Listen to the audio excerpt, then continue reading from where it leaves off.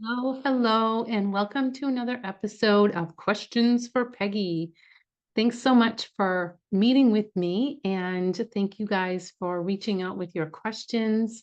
I love meeting with you guys and doing these consults. Today I'm going to talk about a young man who reached out because he was a bit frustrated that he's like, I've been on ADHD medications for years, and it just doesn't feel like they're working. And he's getting ready to go to college, and he wants to be he's being proactive, like, nice job.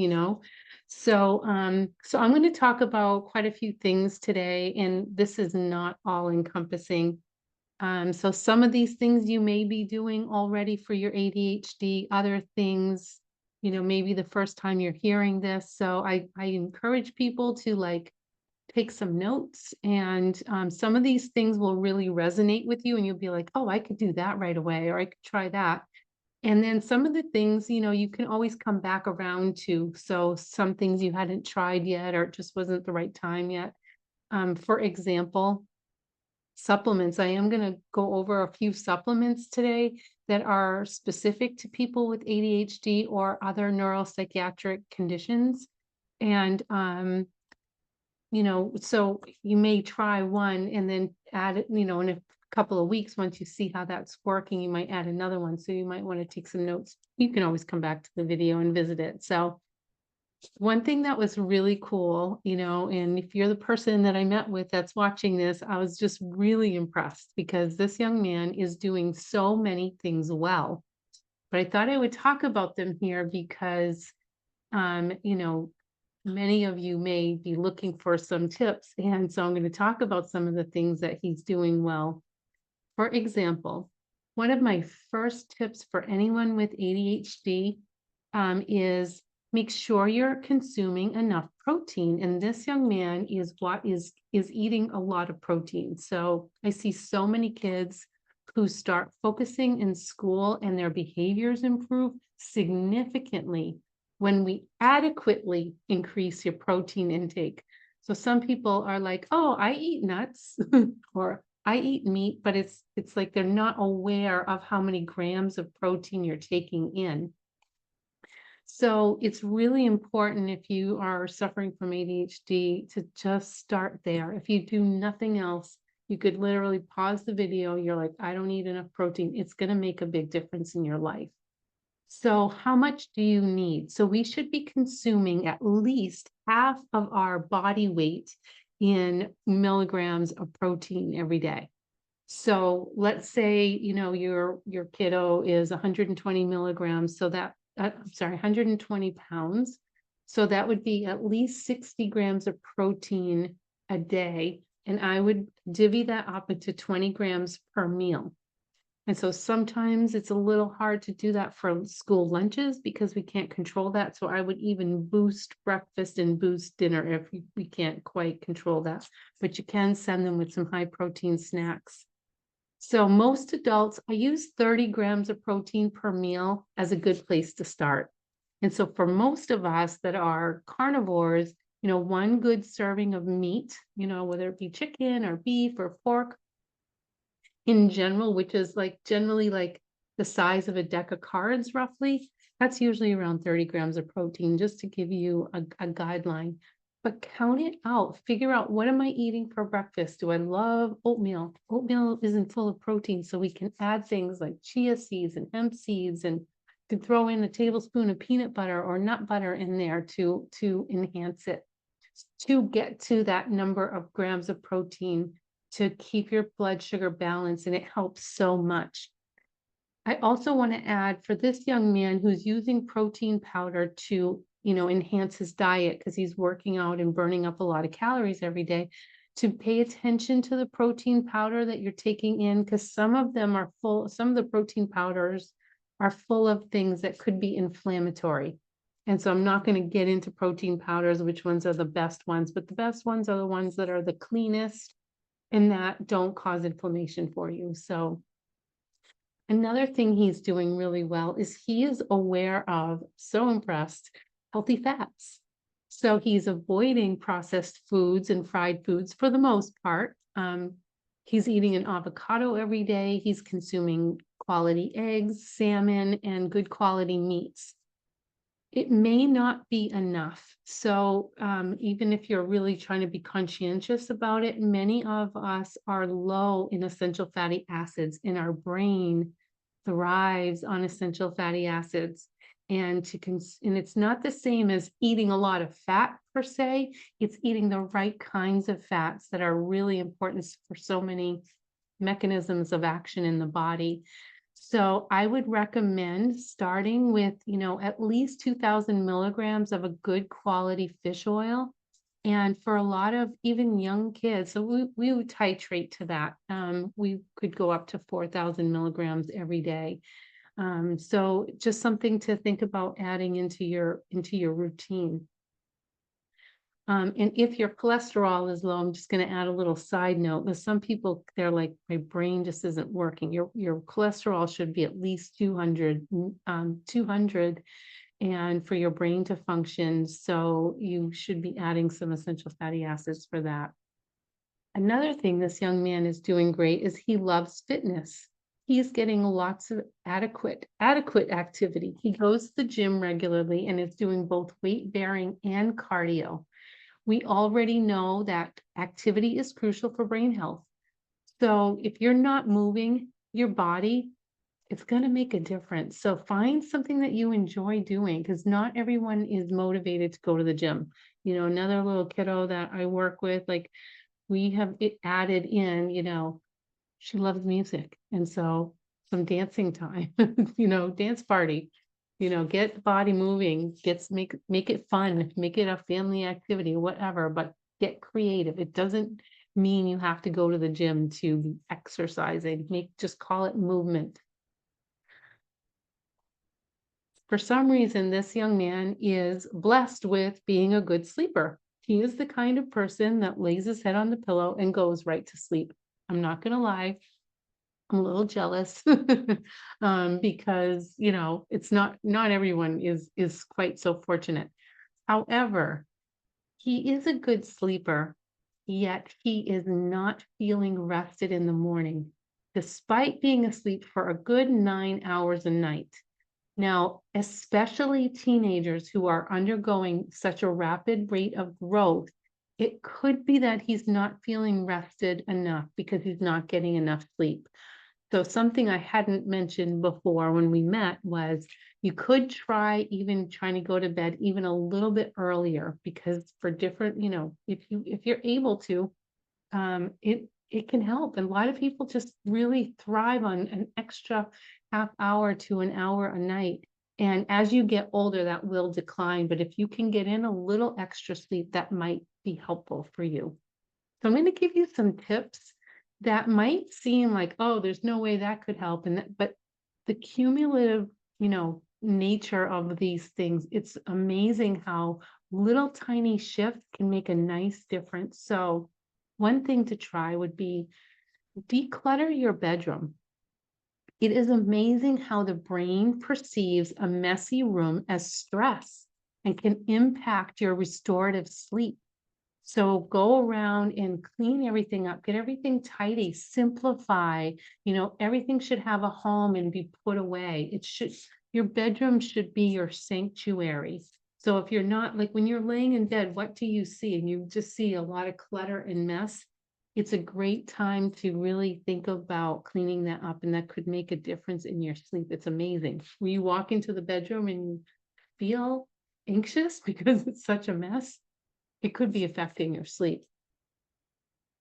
One thing where a lot of us are guilty of is we're supposed to use the bed only for sleep. And so we train our brain and our body like we train a pet.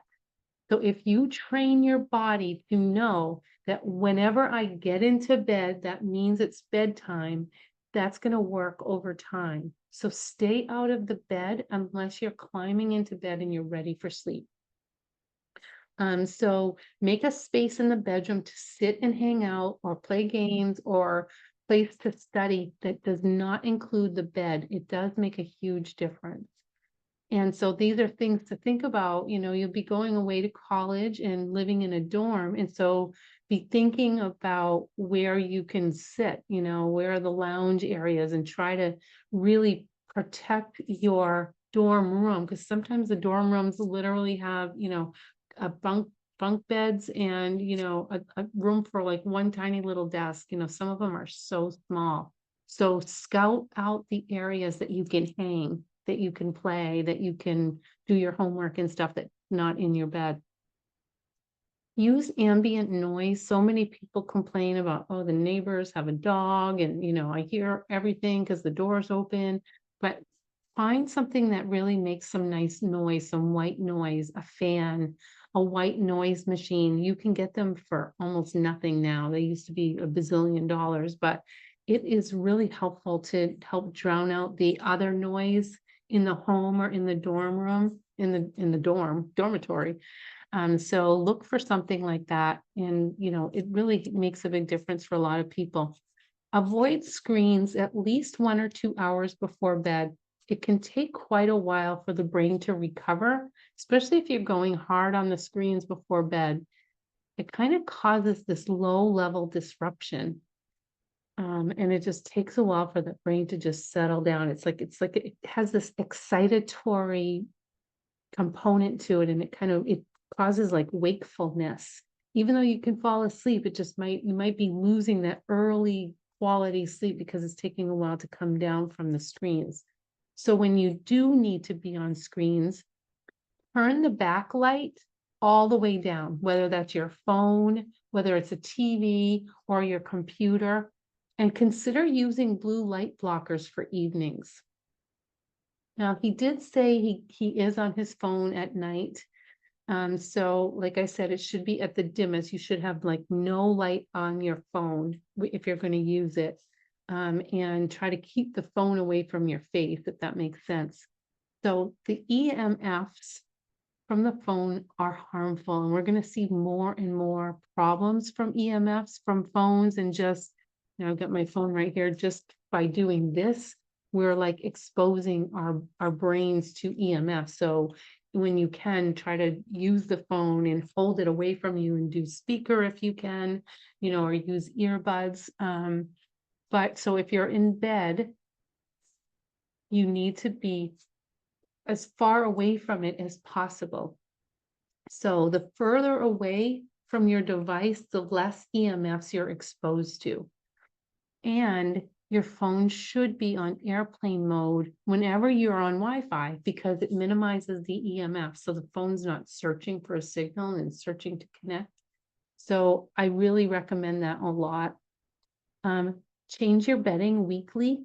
So as you're getting ready to go to the dorm, if you could have 2 sets of sheets, one set for now, and then when you go to strip your bed and change your bed, you can just automatically put your clean sheets on and then get your other sheets washed, at your convenience. But I've seen so many kids or so many people with, ADHD symptoms that are just dealing with dust mite allergies, and that could really cause disruption. So especially if you're like noticing you're stuffy at night, we can use some, dust mite covers, pillow covers, and mattress covers. While I'm thinking of it, I've talked to quite a few young people who were away at college and were exposed to black mold in their dorm room, and it changed their lives and turned it upside down. So just a note for anyone that is heading off to college to make sure you do a great inspection of your room. And, just be aware that could be a problem, because that can cause major sleep disruption. For sleep, regardless of what age you are, regardless of what you're dealing with, add magnesium at night. It makes a huge difference. Like 80 or 90% of us are deficient in magnesium. It's pervasive. I recommend starting with magnesium glycinate. There are several types of magnesium. So you can start with like around 200 milligrams to 400 milligrams in the evening. Some take like 200 to 400 milligrams twice a day, or you can take like, 200 to 600 at night, whatever.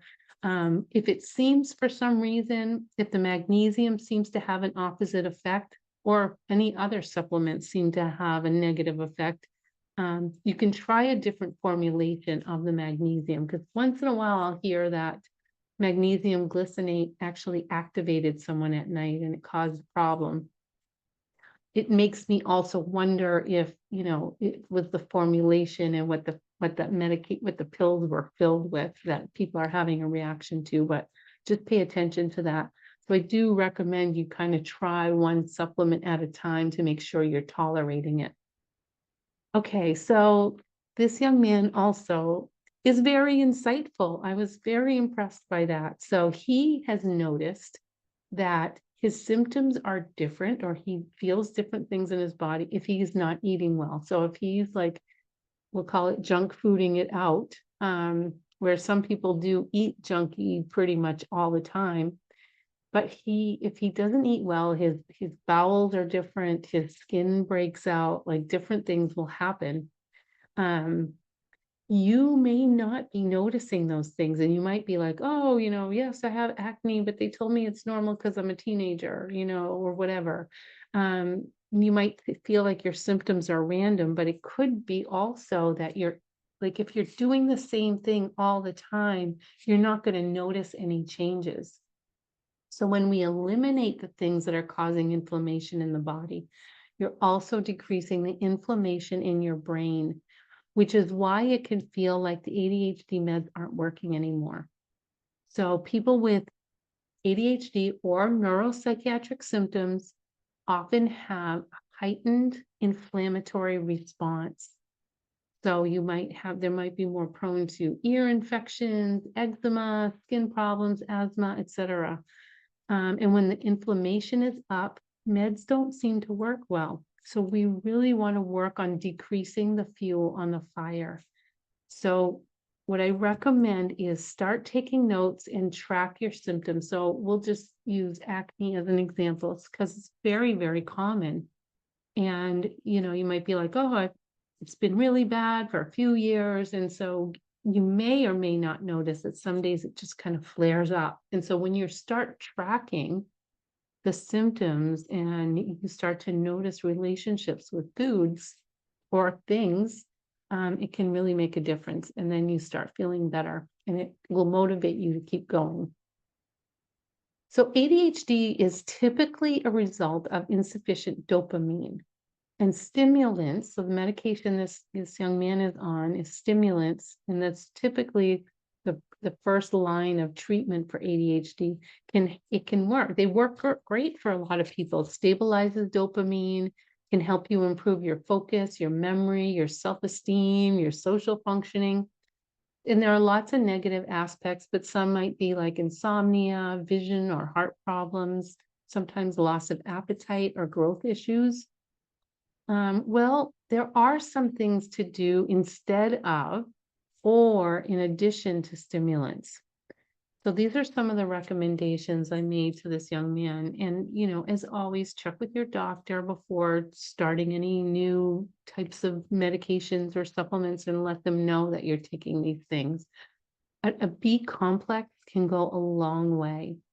I already talked about magnesium. I talked about fish oil already, especially for someone going off to college, or someone that really, for pretty much all of us in this country, we all need a daily multivitamin because our food is depleted. And we know now so many functions in the brain and the body require, certain essential key nutrients and vitamins and minerals. So adding a good daily multivitamin is crucial. I would always add vitamin D3. It could be partially why the sleep feels like it's not working. So if your vitamin D, your sunshine vitamin is low, there are going to be a lot of functions that are not working either in your brain. So adding vitamin D can promote daytime wakefulness and help with your circadian rhythm and help with your sleep-wake cycle. And I do recommend taking your D3 with K2 as well, because of absorption, and it has other benefits as well. So those are the foundation supplements. But one other one I want to talk about is something called OPCs, and write that down, OPCs, because you can literally find supplements that by looking up OPC. So there, that stands for oligomeric proanthocyanidins, which have been around and studied for thousands of years. They boost mental alertness, they promote digestion and relieve headaches. They contain flavonols and boost antioxidants. And these OPCs can be found in your brightly colored berries, for example, like the red and cranberries. It's in blueberries, grapes. It's the green in green tea. It's the brown in dark chocolate. It's also in grapeseed, ginkgo biloba, plums, peaches, pine needles, and pine bark. So you can look this up, and this could be something that you might want to add, either, like I said, in addition to your stimulant, or if you're trying to see what you can do off stimulants, these are some great places to start. There are also some really nice blended mushroom supplements that boost cognition as well.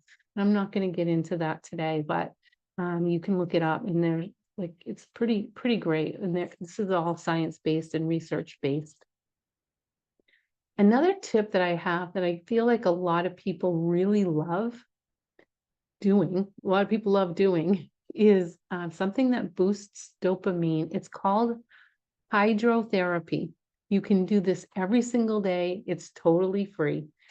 So start in the shower. So every time you shower, and you can do this however, whatever works for you, but I'll give you a couple of examples. If you are in the type of shower that takes forever to get hot, start with a cold shower. Start with whatever temperature it's in. Just jump right in and let the water get hot. And you can alternate between hot and cold as much as you can stand it. And you can build up to that. I like to say an advanced level of that, but that works by itself, and that really boosts dopamine. You can feel it. It's like a rush in your body. You can feel everything just kind of flushing. But an advanced type of this would be alternating like your sauna and an ice bath. And you may be able to do that. Like if you are going to the gym, a lot of gyms will have a sauna or a steam room, and then you can go jump into the, really cold shower. A lot of times water's cold in the gym anyway. So that could be something that you really feel you're trying to study and you can't focus, like just go and do some quick hydrotherapy, and it's very helpful. So overall, I kind of do a little summary here. Reduce the things that are causing inflammation to start. And we talked about eliminating some things like dairy. It's a huge contributor to inflammation. If you're consuming dairy every single day, you're probably going to have some symptoms that feel like ADHD, even if you've never been diagnosed. But it typically takes a good 3 or 4 weeks for the dairy to completely leave your body before you try adding it back on, so you can actually see what your reaction is. Because if you're eating it every day, you can't recognize that. Gluten is a big one. Corn is another big one. But something else to avoid is processed foods, dyes, sugar. So many people are dealing with brain fog and chronic inflammation just because of all the sugar that they're consuming. So those are all great things to eliminate. So again, this is not an inclusive list. This is a place to start. I hope you found this helpful. Please leave your comments below. Forward this to someone who you think might help. And please keep sending me your questions and jump on a call. I always try to put a link to a free consult with me at the end of these videos, so anyone can get on a consult and we'll talk. So love you guys and have a great day. Talk to you soon.